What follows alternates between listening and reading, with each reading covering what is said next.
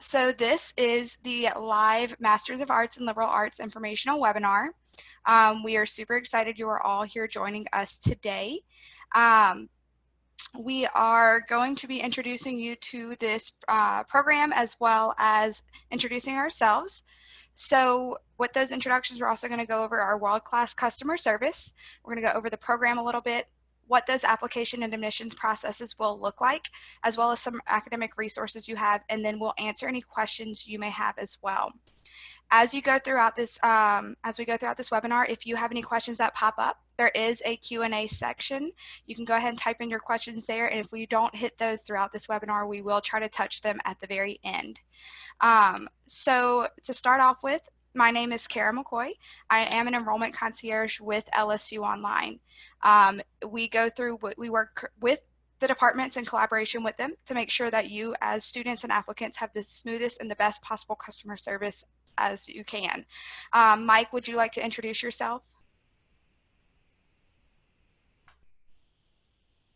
Hey folks, I'm Mike Pasquet. I'm an associate professor of religious studies and history at LSU, and I'm also the director of the Master of Arts in Liberal Arts program. I serve as the academic advisor and the overall organizer and coordinator for the Master of Arts and Liberal Arts program, which we'll refer to oftentimes as the MALA program. It's a pleasure to virtually meet all of you. Thank you, Mike. As I was saying, with this LSU Online and doing this program, you'll have complete and total access to world-class customer service. So you'll start off with us as enrollment concierges to help you research these programs, decide which one is the correct fit for you, and as well as that, get you into that enrollment process, get you through that application process into enrollment, and get you to a learner concierge. So with that application to graduation, you know that you're going to have someone to support you who's only a phone call or an email away at any point during the day. Our offices are typically open 7:30 a.m. to 7:30 p.m. Central Time. So even you working class applicants will have somebody to talk to at hours that aren't conventional. You'll always have one point of contact to talk to on campus. So you're not going to be running around like a chicken with your head cut off trying to find people to talk to and trying to find these answers. We are that designated person for you, which I think is really, really awesome. Along with that, we're there to give you that academic support. So you have your support person on campus, you have your go-to person, but you're also going to have your academic advisor that helps you with that support. We're going to give you those university resources that you don't typically get with an online environment. We're there to help you and assist you with all of that. And also, you just know who to contact, and we'll know who to contact across campus. If you do have any questions that we don't have answers to, we will always be able to get you in contact with the correct person. So going on with that, as your enrollment concierges, you'll have two with the Masters of Arts and Liberal Arts program as of right now. The first one is me, and then the second one is Brittany Randall. I know she's listening in, but I don't know if she's going to speak, but Brittany is also a really great enrollment concierge along with myself. She's our morning shift and I am our evening shift, so you'll always have a face and a person to talk to along with that.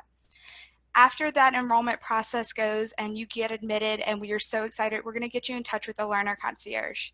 Now you may ask yourself, what is a learner concierge?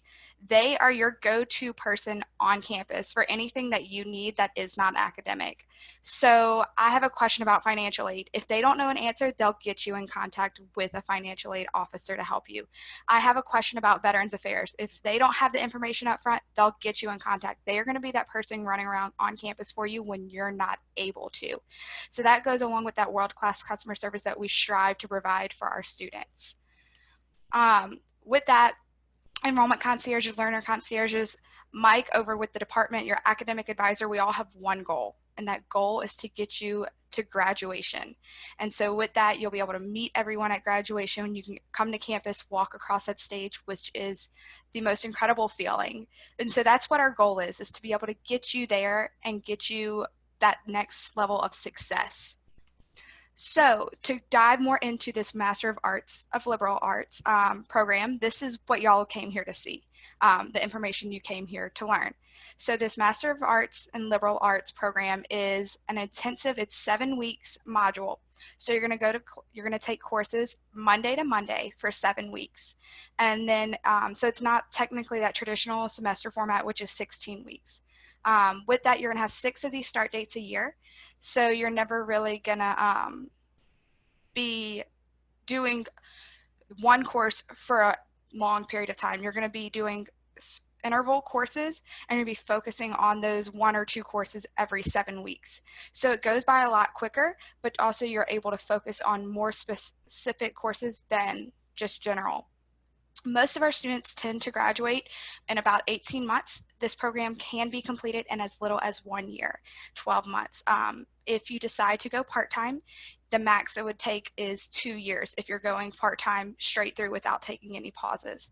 So that's something to keep in mind whenever you are looking at this program. I think it's a great point to think about, to be able to finish in a year. It's very marketable for that. This program is asynchronous, and so if you don't know what that means, asynchronous just means that you can log in at any point, anytime during the day and work on your program. So you're never going to have to log in at 2 p.m. Central Time to take a part in this lecture. You'll be able to log in at any point during the day that works best for you in order to make sure you have your assignments and your projects done by the deadline that is given to you by each instructor and professor. Along with this program is only $459 per credit hour.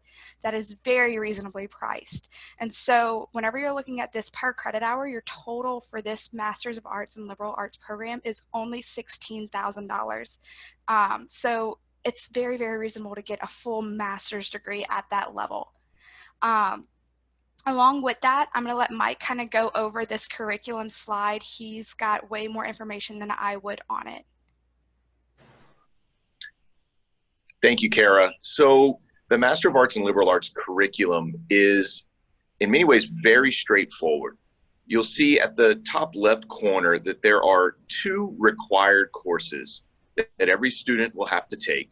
Those 2 courses are basically introductions to the liberal arts, which is another way to describe them is interdisciplinary studies. It's meant to introduce you to thinking in a variety of different ways about different problems, issues, subjects, those things. The 2 courses, LIBA or Liberal Arts 7000 and LIBA 7900, can be taken at any point throughout your overall curriculum. Those are the 2 only required courses.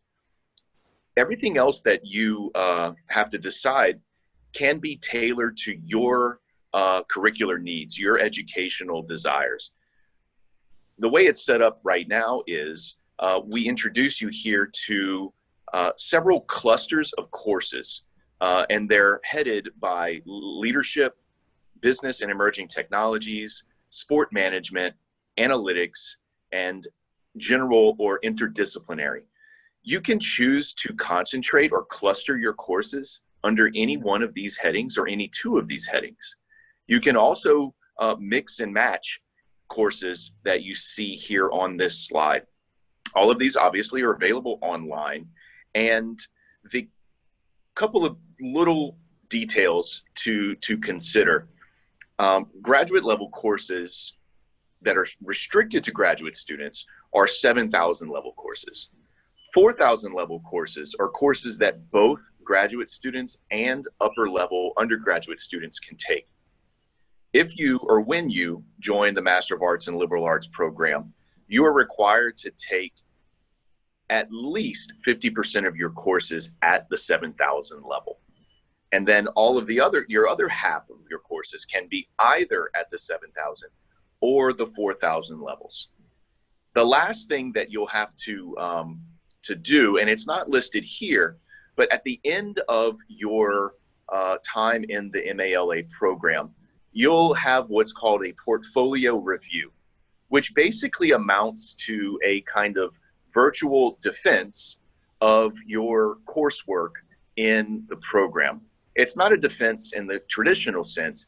It's really an opportunity to present a portfolio of work to a group of professors, many of whom you'll have taken courses from, in order to have a discussion about what you accomplished in the program, the different things that you discovered and learned, and then what you anticipate to do or expect to do with that new master's in hand.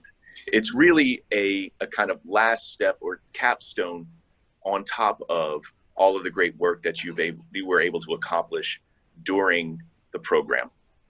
And with that, I'll hand it back over to Kara. Thank you very much, Mike. I think you covered majority of what those questions would be.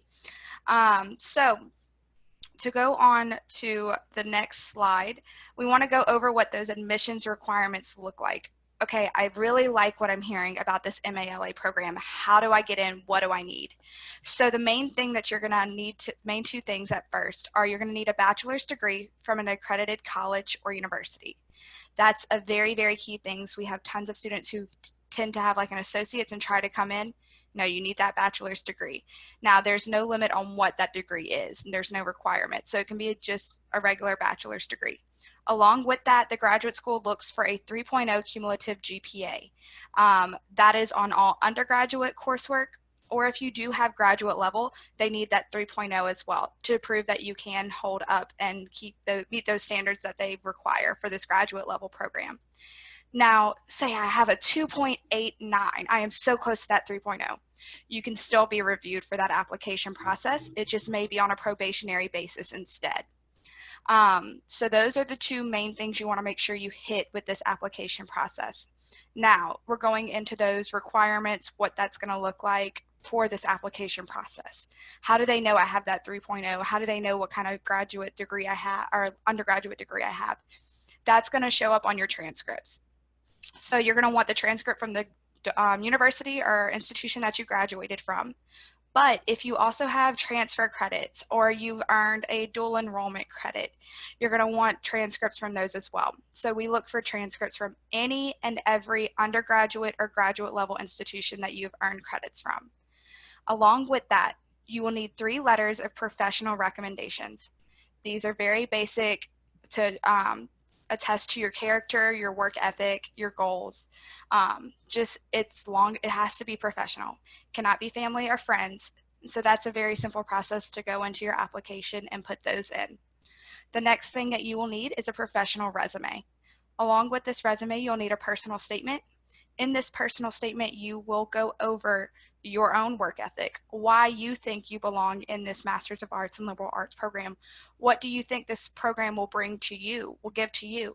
And then what kind of work history do you have that goes along with this course? And what kind of work history do you have that you think would be able to allow you to succeed and to prosper in this kind of program? And so along with that, this application process, it will be a $50 application fee. But what's really great is now that you've joined this webinar, we have an application fee waiver code for you. So that $50 fee is waived, and you will not have to worry about that. So it's a risk-free application for you to even try to get into this program, which I think is really, really great.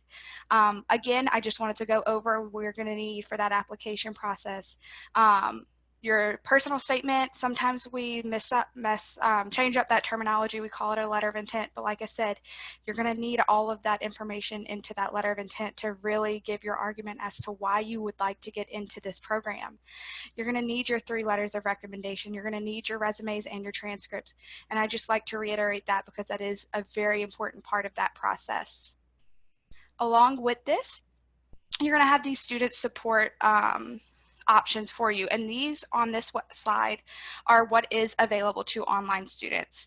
So we do have e-tutoring for you. With that e-tutoring, you have up to 900 hours a student, and this e-tutoring is available 24/7. So that is definitely available for you. You have access to our libraries and our bookstores. So any textbooks that you may need, you can get through there. We have academic coaching and career coaching. So we have a ton of different networking and resources available for you with that. And if you would like to look more into that, definitely our website, online.lsu.edu/student-support / is a great website. It's there listed for you on that slide if you would like to take a moment to write it down. Along with that, this is our contact information. If anybody has any questions, now would be the time to go ahead and put that into our Q&A. If not, I'm going to go over while you have time to write all this down. I have a couple of frequently asked questions that students typically have that I think will be really awesome for you to hear. So the first one is, how do I start my application? That is so simple to do. You're going to want to log in, go on to online.lsu.edu. You can hit apply now.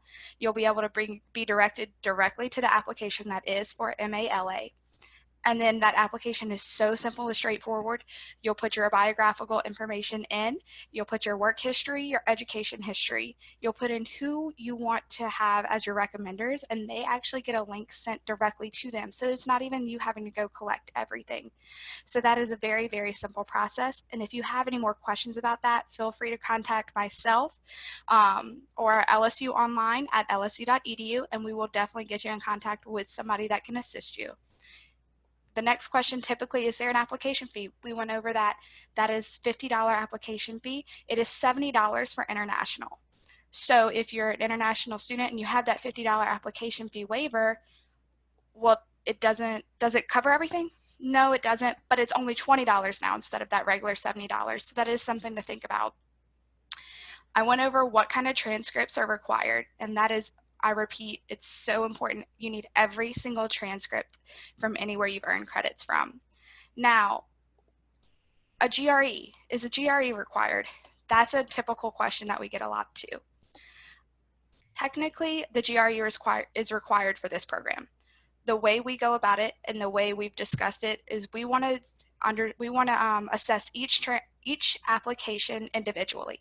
So you'll submit your application with all of those prior requirements that we've discussed.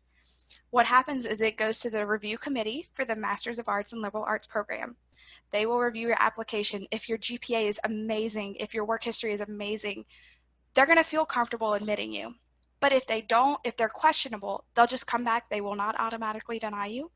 They'll come back and ask that they see a GRE score. So it's required, but it's not up front. So we like to assess each person individually and go from there. So how do I know which classes to take is typically our next question. You're going to be given an academic advisor. Right now, Mike is our current academic advisor for this program. You will be given those first 2 required courses for this program, and then you will work with him to assess which courses you want to take and what that plan of study would look like. The next one is, will my classes transfer in? This is a big question we get a lot. With this program and with the graduate school, you will be usually allowed to transfer in 12 credit hours. That is after taking 9 credit hours through LSU. With that, you would need your course syllabus from the semester that you took that course, as well as a course description. They have access to your transcripts already because you've already turned those in with your application. You will go directly to that department with the help of either your enrollment concierge or your learner concierge, and you will ask them, I believe that this course will transfer over to this one. Will you assess it? If they do, they will help you with the process from there on. The next major question is, will my diploma read LSU online? And that is a big one because we are not a separate entity. We are LSU. We are LSU from Baton Rouge, LSU A&M. So your degree will read LSU when you graduate. There will be no difference. So you're getting that same high quality degree from LSU, just in a different form. You're getting a different modality. And that is the main questions that you have, that we typically get. Is there anything else, Mike, that you can think of that people would normally ask? No, Kara, that really hits a lot of the major high points. Awesome. Thank you, Mike. With that being said, I'm going to leave this contact information up for just a little bit longer, but the webinar is complete. Feel free, like I said, to email me or call us at 833-280-5634, and we will assist you the best way possible. If anybody else doesn't have any questions, thank you for joining. Have a great day and enjoy the rest of your week. Bye-bye.